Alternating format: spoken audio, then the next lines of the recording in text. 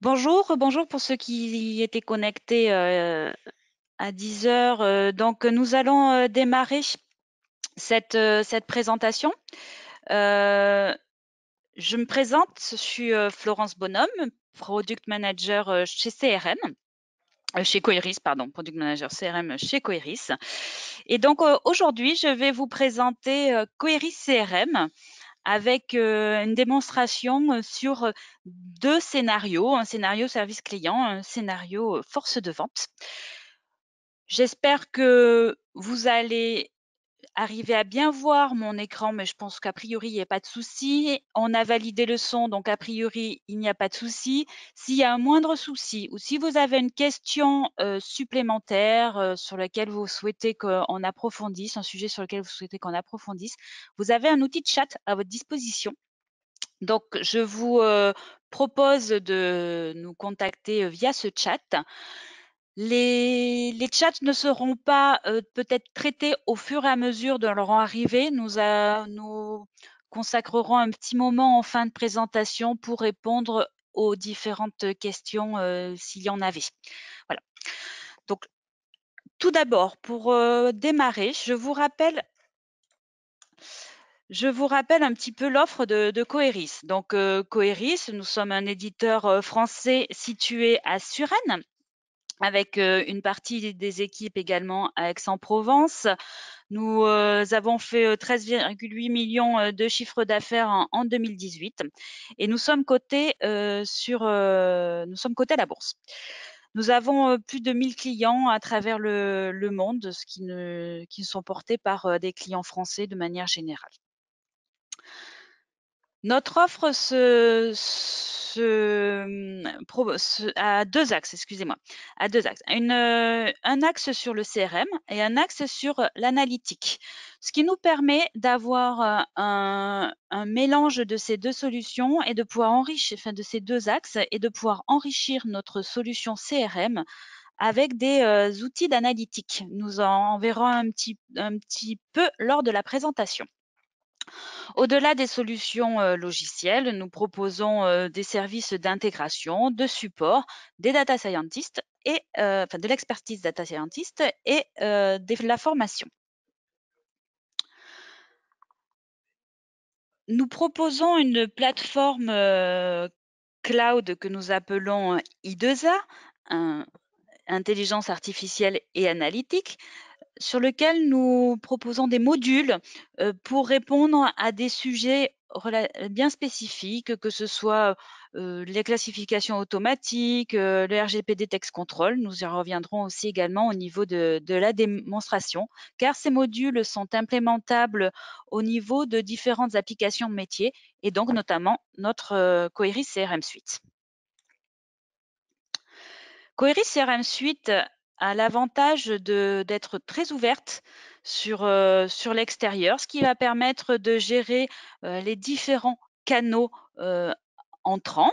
Nous allons nous intégrer avec les diverses solutions du marché. Et Coeris CRM est également ouvert sur tout ce qui est back-office grâce à des protocoles de communication avec les applications du système d'information, que ce soit via web service, API, SQL, etc.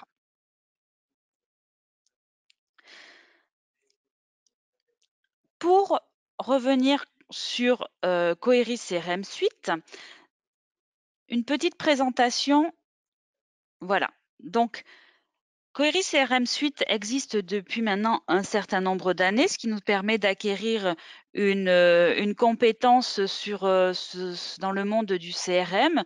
Donc, cette Coeris CRM Suite est née en 1994 sous le nom de Conso Plus, donc version client-serveur, que nous avons actuellement encore chez quelques-uns de nos clients, mais qui malheureusement n'évolue plus parce que nous développons Coeris CRM Suite sur le web et cette version web s'est enrichie chaque année de nouvelles fonctionnalités. Aujourd'hui, nous sommes en version 6.2 qui a été mise sur le marché en juillet 2019. C'est sur cette version que je vais réaliser maintenant une démonstration.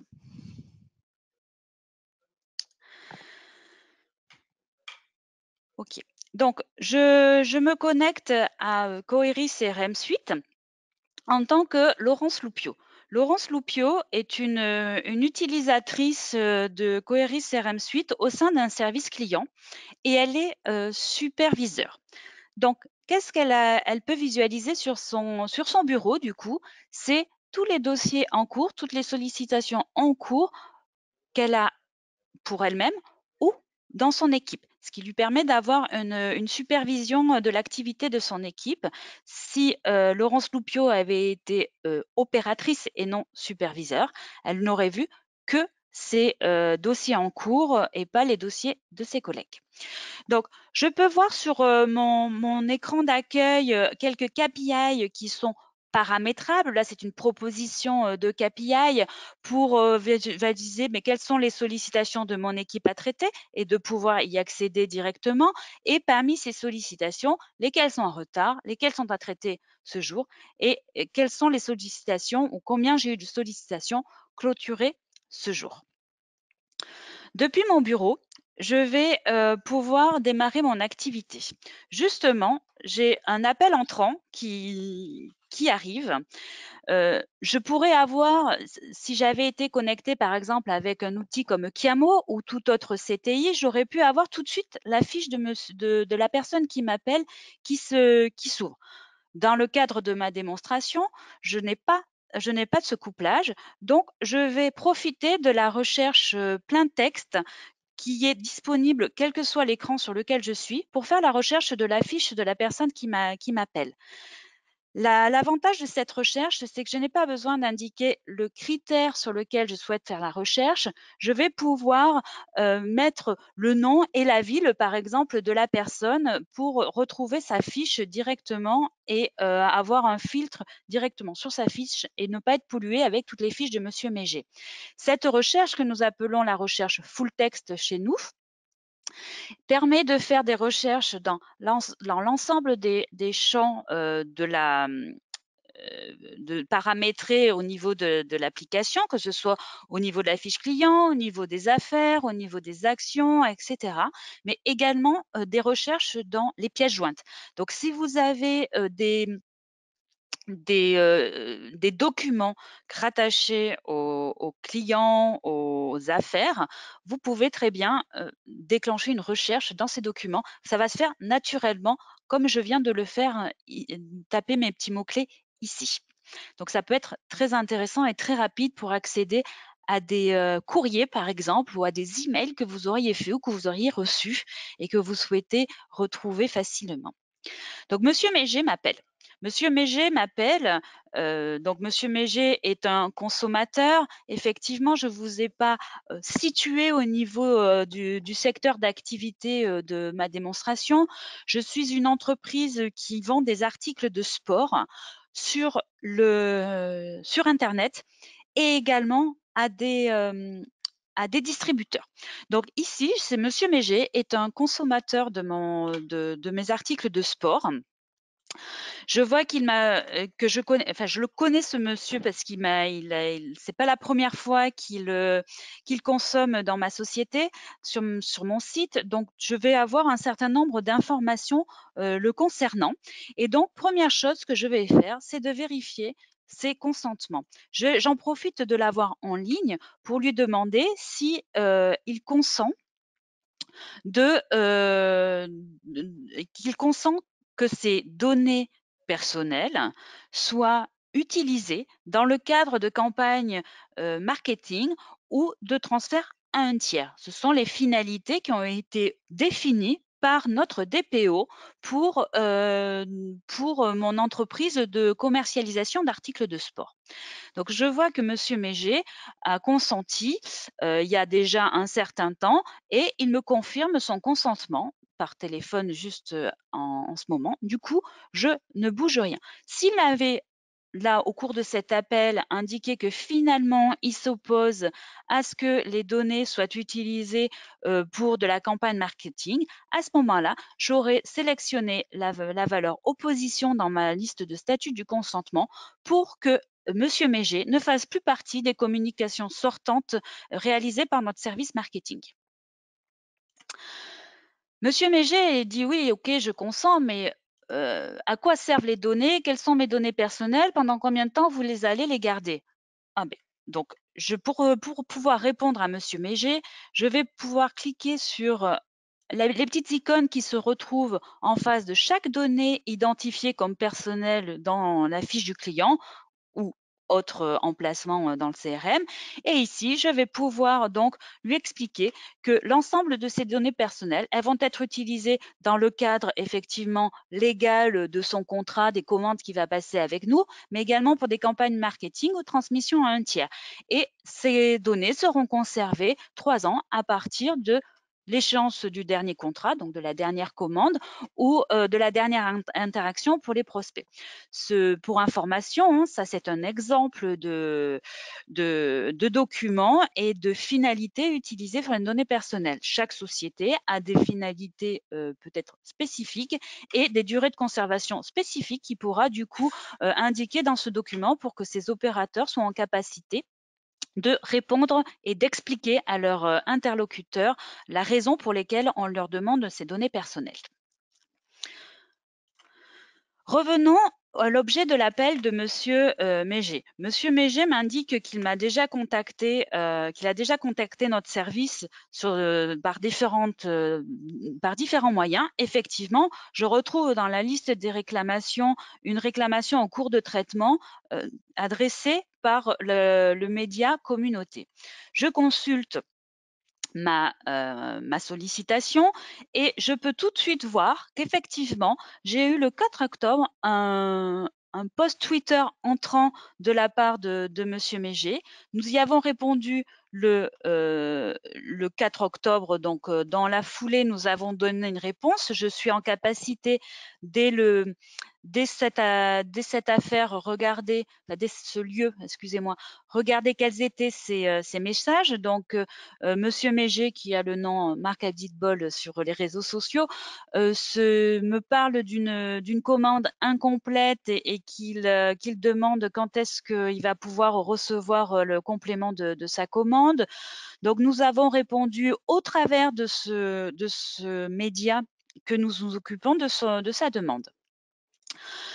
Monsieur Méger nous a contacté via un chat également quelques jours après, donc nous a relancé par chat. Donc ici, le chat Query CRM Suite est intégré avec iAdvise pour les besoins de chat, donc de manière naturelle via un connecteur, ce qui nous permet d'avoir des agents, des utilisateurs du CRM qui peuvent traiter les chats entrants. Et une fois que le chat est terminé, que la conversation est terminée avec le consommateur, le client, cette conversation est intégrée dans le CRM. Donc là, je suis en train de consulter une conversation qui a eu lieu le 8 octobre entre Monsieur Méger et un opérateur de mon service client. Je vois que Monsieur Méger me relance par rapport à son dernier message. Effectivement, il n'a pas eu de retour de notre part et donc il cherche à avoir de nouvelles informations et nous relance. Donc, grâce à son nom, on a retrouvé sa fiche et on lui répond à nouveau que nous sommes en attente d'informations et que nous allons revenir vers lui au plus vite. Donc, je ferme mon chat. Maintenant, voilà, je vois que Monsieur Méger nous a contacté par chat. Et maintenant, Monsieur Méger nous contacte par téléphone car il est impatient de recevoir sa commande. Donc, je vais bien noter cette impatience dans un commentaire. Donc, je dis impatient de recevoir sa commande car c'est un cadeau. Hop là. C'est un cadeau destiné à son fils qui doit sortir de l'hôpital. Voilà, comme ça permet de bien noter ce que m'indique Monsieur Méger. Donc, À la sortie de ma saisie, je me rends compte que j'ai une alerte parce que j'ai indiqué le mot hôpital et dans le cadre du RGPD, je n'ai pas le droit de noter et de conserver des informations sensibles au sujet de mes consommateurs et de mes clients. Donc là, j'ai une alerte comme quoi j'ai dans mon commentaire une information sensible. Donc, je vais cliquer sur ce petit bouton qui me permet de voir en plus grand mon commentaire et surtout de mettre en exergue les termes ou les expressions ou les termes qui ont été repérés par le module RGPD Text Control comme non compatibles avec les règles du RGPD. Donc notamment là, j'ai le terme hôpital, j'ai une explication, effectivement, hôpital fait partie du contexte de la santé et donc je n'ai pas le droit de noter ça dans mon CRM. Du coup, je vais corriger tout de suite en disant que c'est destiné à son fils. Voilà. Hop, c'est peut-être pas besoin d'en dire plus et de conserver plus dans le CRM. Une fois corrigé, tout de suite, en temps réel, j'ai une analyse qui s'est faite et maintenant mon commentaire est compatible aux règles du RGPD. Je valide donc mon commentaire. Mon commentaire est conservé au niveau de la liste des interactions que j'ai eues dans l'affaire. Comme ça, tous mes collègues pourront visualiser mon commentaire sans avoir à le modifier. Monsieur Méger me parle de sa commande incomplète. Je vais vérifier effectivement. Sur sa fiche client, je vois j'ai eu différentes commandes et notamment une qui est partielle. Donc, je vois qu'un certain nombre d'articles ont été livrés, mais que certains articles ne l'ont pas été. Donc, je reviens sur la fiche de ma réclamation et je vais compléter déjà le motif puisque je vois qu'il est resté niveau réclamation. Donc, en tapant directement les mots-clés du motif que je souhaite, j'ai tout de suite ici les items correspondants dans la table des motifs. Donc, ça me permet d'éviter d'ouvrir la table, de sélectionner mon motif et de refermer ma table. Là, tout de suite, en tapant quelques lettres, je retrouve mon motif, donc commande incomplète. Donc déjà ça, et je vais du coup envoyer un message à mon service logistique pour leur demander de me donner l'information sur le délai de livraison du reste de la commande. Donc ici, je choisis parmi la liste des modèles disponibles le modèle qui est sur l'incident sur livraison. J'indique la question délai de livraison du delta de la commande. Voilà, et j'envoie ce message directement. Donc, j'indique à Monsieur Méger que je viens de relancer mon service logistique et que je le tiens informé dès que j'ai le retour de cette personne, enfin de mon service logistique. Je reviens sur ma réclamation et je marque en attente retour service interne. Je sauvegarde ma réclamation et je sauvegarde mon dossier. Pour information, notre version 6 de Query CRM est dotée de raccourcis clavier, ce qui permet aux utilisateurs ayant l'habitude d'utiliser des raccourcis clavier d'accélérer leur navigation dans Query CRM.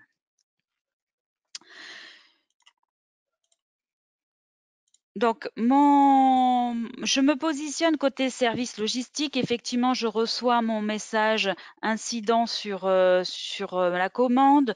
Donc, je vais répondre en tant que service logistique. Je réponds bonjour. Vous pouvez indiquer que la commande sera reçue ce samedi au plus tard.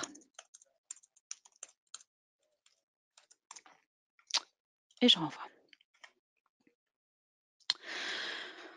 De retour au service client sur le bureau de Laurence Loupio. Laurence Loupio se rend compte qu'elle a une réclamation, une sollicitation de priorité très haute dans sa liste de dossiers à traiter. Donc, Laurence Loupio va ouvrir cette sollicitation.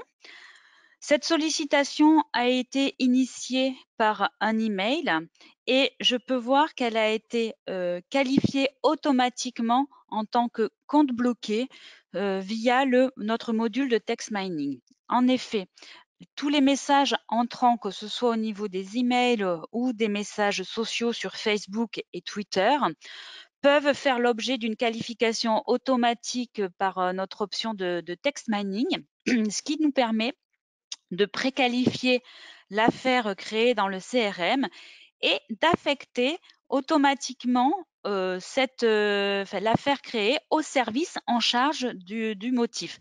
Notamment, ici, j'ai un compte bloqué.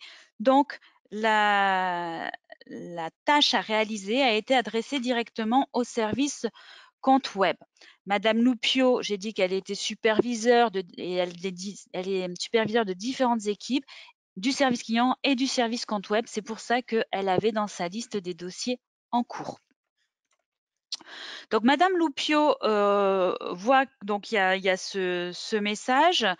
Elle va consulter par le biais du panneau latéral le contenu du message. Bonjour, je n'arrive plus à me connecter à mon compte. Je clique sur mon mot de passe oublié, mais rien ne se passe, etc. Donc, ce qu'elle va faire, c'est qu'elle va répondre au client. Donc, elle va répondre au client que sa demande va être prise en compte et son compte va être débloqué dans les 24 heures qui arrivent. Donc, de l'email reçu, intégré automatiquement dans le CRM, Laurence Loupio va répondre que le compte va être débloqué.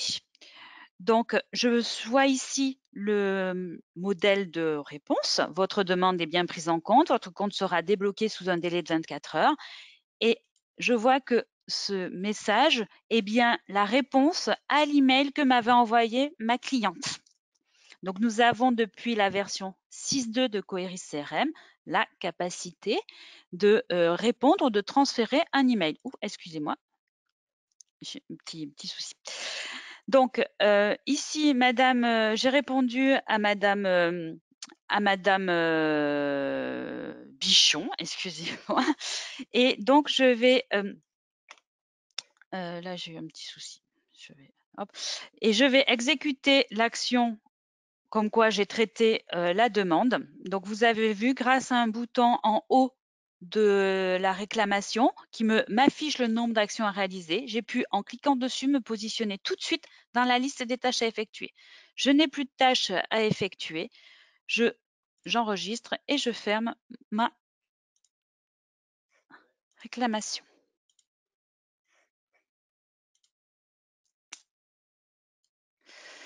Donc, me voilà de retour sur mon bureau et qu'est-ce que j'ai? Vous avez reçu un nouvel email. J'ai une petite alerte qui m'indique que j'ai reçu un nouvel email. Je me positionne donc dans la liste des alertes. Effectivement, j'ai une information comme quoi j'ai reçu un nouvel email. Quand je clique sur cet email, je me retrouve dans la réclamation sur laquelle j'étais tout à l'heure, pour laquelle j'avais envoyé un email au service logistique, et je vois que j'ai un nouvel email entrant. Je vois que j'ai l'email que le service logistique vient de me renvoyer en m'indiquant le délai de livraison. Je vais pouvoir compléter ma réclamation. Donc, une fonctionnalité ici me permet de détacher mon email. Alors, l'avantage, c'est quand on a un double écran. Vous voyez, ici, j'ai détaché mon email, ce qui me permet de visualiser mon email, le contenu du texte, tout en allant saisir dans la réclamation la réponse à envoyer. Livraison prévue ce samedi. Voilà.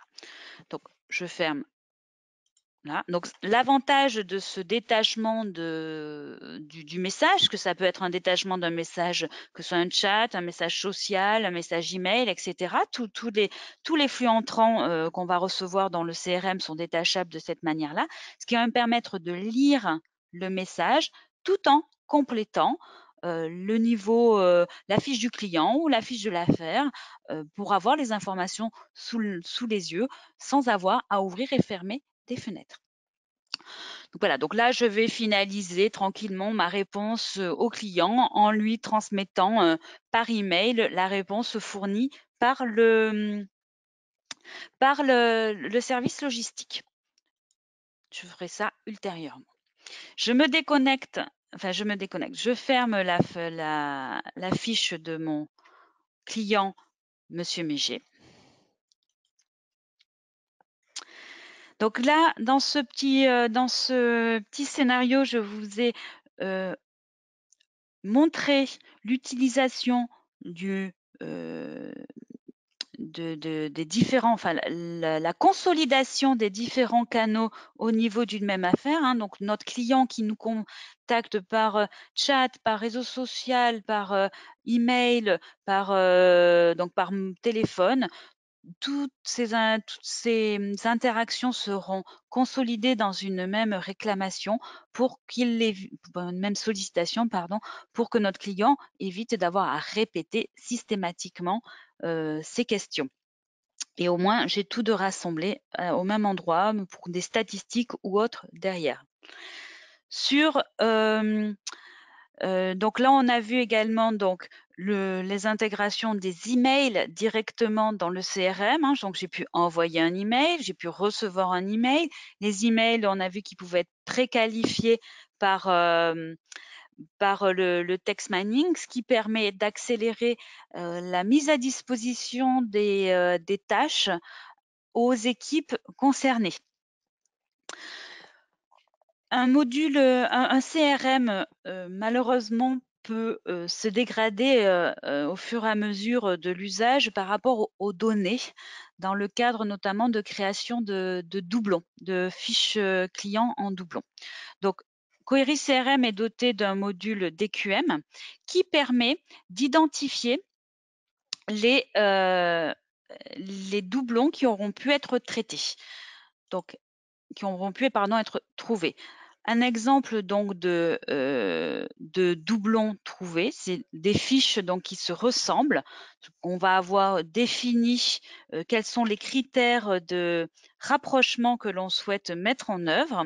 Une fois que les critères de rapprochement ont été mis en œuvre, un traitement récurrent va permettre de balayer le contenu des fiches, des dossiers dans le CRM pour repérer les fiches qui se ressemblent. Une fois que ces fiches ont été repérées, elles sont mises à disposition des utilisateurs dans une interface de ce type, avec donc un taux de ressemblance à calculer par des algorithmes entre ces fiches. L'utilisateur va pouvoir cliquer sur une ligne, visualiser les deux fiches. Alors, on pourra avoir ici 3, 4, 5 fiches qui auront été identifiées comme similaires, se ressemblant. Donc, ici, je vais avoir la fiche qui va être utilisée comme fiche maîtresse à conserver, mais je peux très bien, en tant qu'utilisateur, décider de changer et de dire que non, c'est plutôt cette fiche-là qui va être conservée. Par contre, je vais plutôt conserver cette adresse email, etc. Ici, je vois les informations qui vont être conservées dans le CRM après fusion de mes deux fiches. Je peux éventuellement remettre en forme si j'avais envie de corriger, de mettre en majuscule par exemple. Donc, je peux saisir ici directement les informations. Une fois que j'ai validé ma fusion, de manière récurrente, un traitement va réaliser effectivement la fusion dans le CRM en conservant la fiche que j'ai indiquée ici, en y mettant les informations que je peux visualiser ici, et puis après, en récupérant l'ensemble des affaires, l'ensemble des contacts, l'ensemble des autres éléments qui concernent qui étaient rattachés aux fiches qui n'ont pas été définies comme maîtresses et qui seront supprimées à l'issue du traitement de fusion. Donc voilà un petit mot sur le module DQM que nous mettons à disposition. Je vous parlais tout à l'heure en introduction que nous sommes donc éditeurs de solutions de CRM et d'analytique. Donc nous avons vu au travers du text mining un premier usage de l'analytique au sein du CRM. Nous avons également du coup des outils de pilotage à chaud de l'activité. Donc, un exemple des tableaux de bord standards que nous proposons dans le CRM pour du service client généralement, mais on peut après les adapter pour des forces de vente ou autres. Donc, c'est des tableaux de bord qui vont nous permettre de visualiser le pilotage de l'activité, on va dire à chaud, c'est-à-dire à l'instant T, qu'est-ce qui se passe, quels sont mes délais moyens de traitement depuis le début du mois par rapport au délai de traitement du mois précédent, ce qui me permet, via une data vise, de alerter ou pas s'il y a une dégradation des délais de traitement. Pareil sur les taux de réponse au premier contact, les taux de réouverture. Je suis sur une base de démo. Ne faites pas attention aux chiffres que je peux afficher. Effectivement, 45 jours de traitement moyen d'une sollicitation, c'est un petit peu long pour un service client. De ce tableau de bord, je peux naviguer éventuellement pour aller détailler par exemple les délais de traitement, quels sont-ils par canal, quels sont-ils par type de sollicitation, etc. Donc ça me donne de l'information supplémentaire.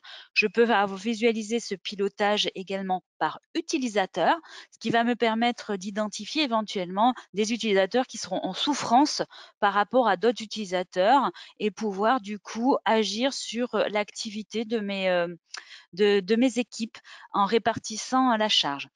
Notamment, comment peut-on actionner, on va dire, des éléments dans le CRM depuis ces tableaux de bord.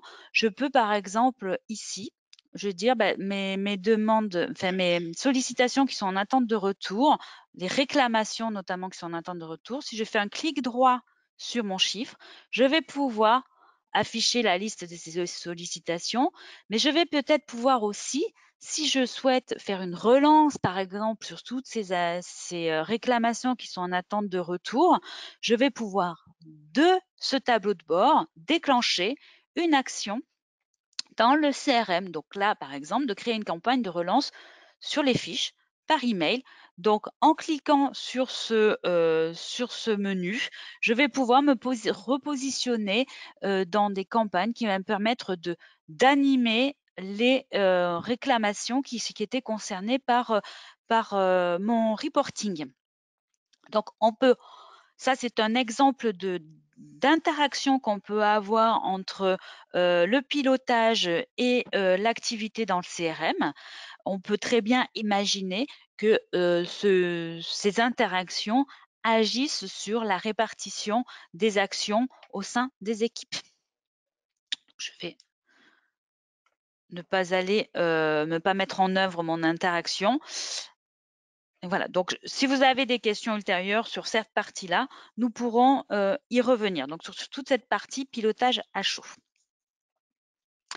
Maintenant, je vais me déconnecter. Je vais quitter Laurence Loupio. Et je vais me mettre dans la peau d'un commercial. Un commercial, mais ce commercial, alors je vais basculer dans un mode un peu différent.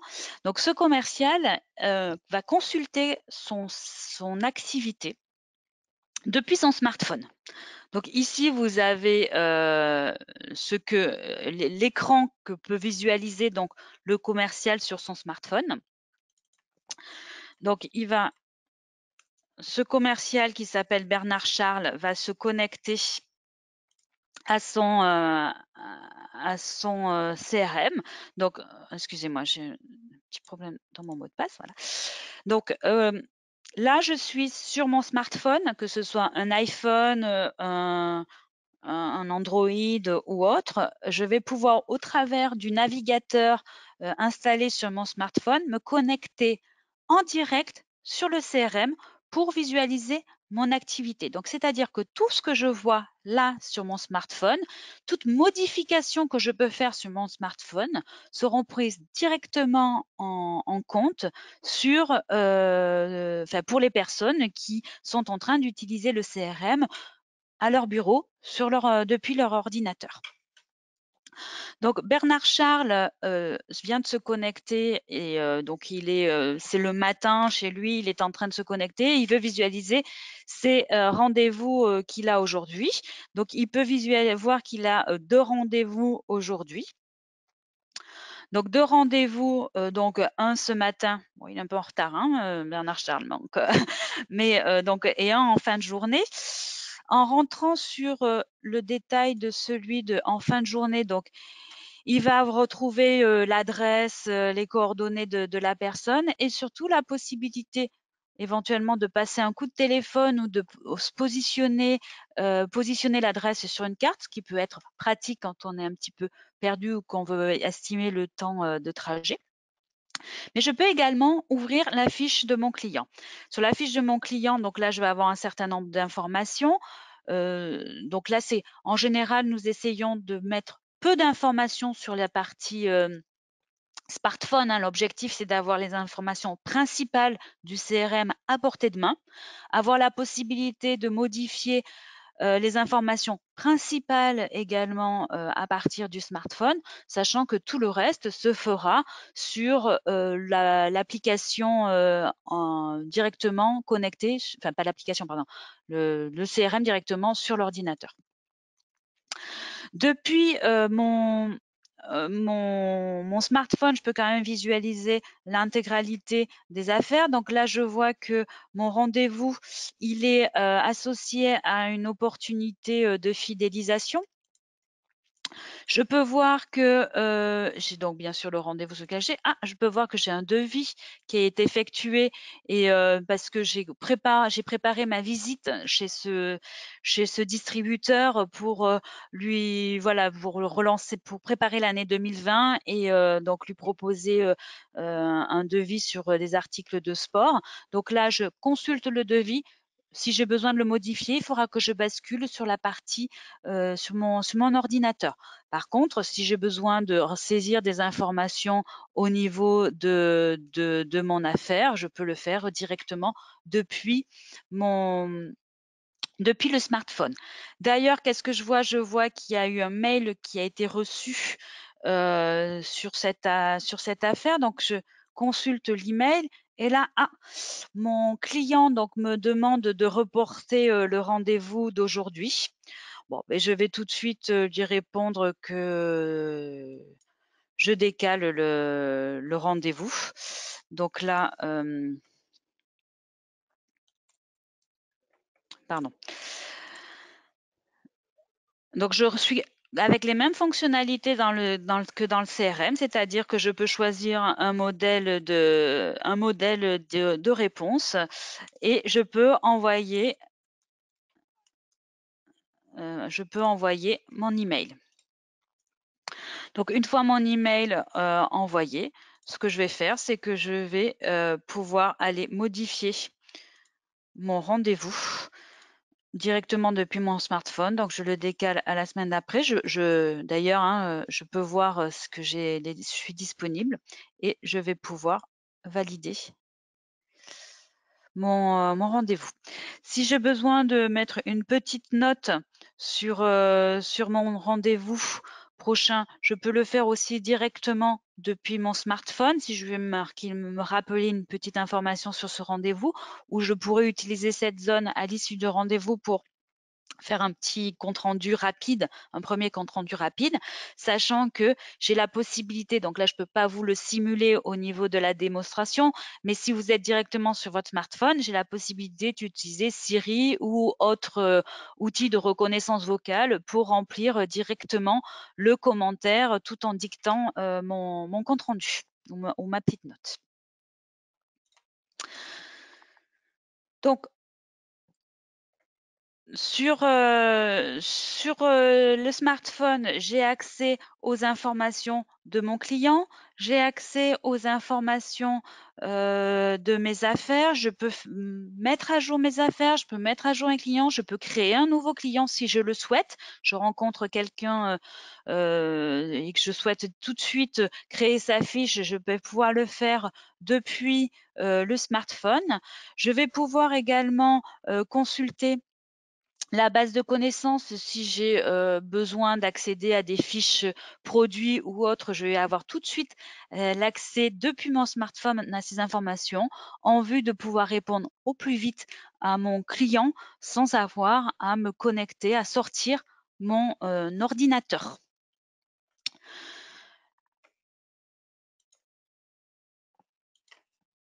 Voilà pour Bernard Charles qui a pu traiter la modification de son rendez-vous et préparer ses visites du jour.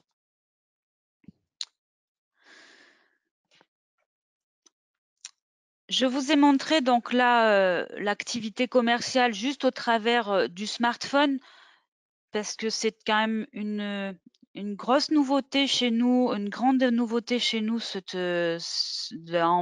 depuis la V6, cette présentation sur smartphone avec une navigation adaptée au smartphone, ce qui permet vraiment aux personnes qui sont sur le terrain de pouvoir facilement accéder aux informations du CRM et de manière toujours à jour puisque c'est en connecté. Pour rappel, le Query CRM Suite est également utilisable sur tablette grâce à du responsive design.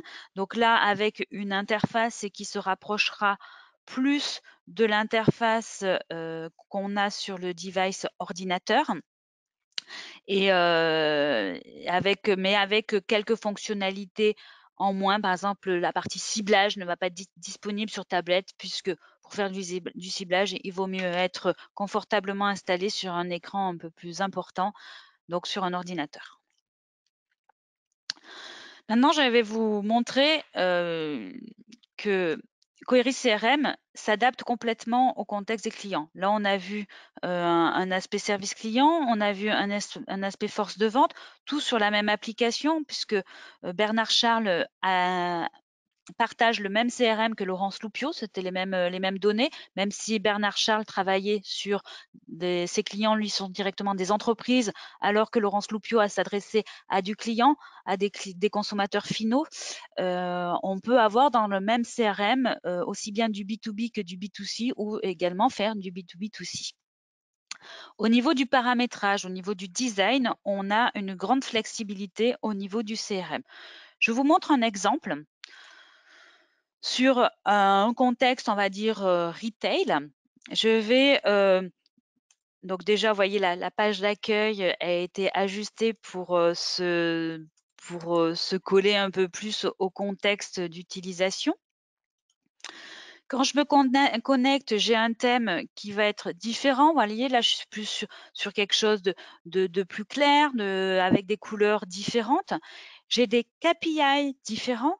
Donc, il est important d'avoir en tête qu'on peut mettre ce que l'on souhaite sur le bureau. On n'est pas obligé de rester sur les KPI que je vous avais présentés sur le bureau de Laurence Loupio. Donc, on peut avoir des KPI avec des graphes. Et ici, je vais donc au-delà de la présentation un peu différente du bureau. J'ai également les listes qui peuvent être présentées différemment. Et voilà, je peux me positionner sur une fiche d'un client, là, d'une personne morale. Vous voyez, le design est un peu différent de celui qu'on a vu tout à l'heure quand j'étais sur la fiche de Monsieur Méger. Je peux avoir également des KPI au niveau de ma fiche client. Je peux avoir des cartes parce que ne pas oublier que Query CRM Suite est doté de fonctionnalités de géolocalisation pour pouvoir retrouver les magasins les plus proches de l'adresse du client, pour pouvoir visualiser l'adresse d'une entreprise. Par exemple, là, je suis sur la fiche d'un point de vente et je visualise son adresse directement. Je peux avoir des présentations de ce type pour afficher les horaires d'ouverture de mes points de vente. Hein, ce sont des exemples de fonctionnalités que nous pouvons mettre en œuvre dans le CRM. Autre exemple, si je ouvre cette fois-ci la fiche d'un prospect, vous voyez encore des informations différentes avec des liens sur les réseaux sociaux. Des KPI qui me permettent d'accéder directement, enfin de naviguer directement sur les informations qui m'intéressent. Retrouver la liste des interactions que j'ai eues avec ce consommateur dès la fiche du client, etc. Donc, au travers de cet exemple, je voulais vous montrer que on peut avoir des présentations différentes de celles que nous proposons directement, juste en changeant les couleurs, en organisant les données, etc. Si je reviens sur mon bureau, j'ai aussi accès à la base de connaissances, une base de connaissances que nous avons vue tout à l'heure au travers du smartphone de Bernard Charles. Je peux aussi avoir donc la base de connaissances, bien sûr, pour tous mes utilisateurs qui sont connectés au CRM, base de connaissances disponible depuis le bureau, comme là je viens de vous le montrer, où je pourrais très bien avoir cette base de connaissances est disponible depuis une affaire, donc en fonction du motif, du produit saisi dans l'affaire, pouvoir tout de suite filtrer les entrées de la base de connaissances sur le motif et le produit concerné par l'affaire. Sinon, j'ai des outils de recherche qui me permettent de faire ce filtre dans un deuxième temps. La base de connaissances permet donc de proposer des éléments de réponse ou des explications aux utilisateurs et éventuellement d'accéder à des fichiers, des pièces jointes pour avoir toute l'information et éventuellement envoyer ces pièces jointes aux clients par email, par exemple. Pour terminer, je vais vous présenter un dernier exemple de présentation encore un peu différente. Donc ça, c'était un autre contexte. Vous voyez, d'autres couleurs, des couleurs un peu sombres avec du vert cette fois-ci pour un contexte plus environnemental, on va dire, dans l'écologie. Des informations différentes mises en exergue sur la fiche du client, un statut qui s'affiche de manière différente, des KPI qui s'affichent de manière différente. Voilà d'autres exemples de présentation qui permettent de s'adapter complètement à votre contexte. Ici, une fiche prospect avec une organisation des informations qui permet de guider l'utilisateur dans la saisie des informations du prospect. D'abord les informations générales, puis situation familiale, situation professionnelle, etc. Donc, avoir un chemin de saisie des informations dans le cadre de la fiche d'un prospect.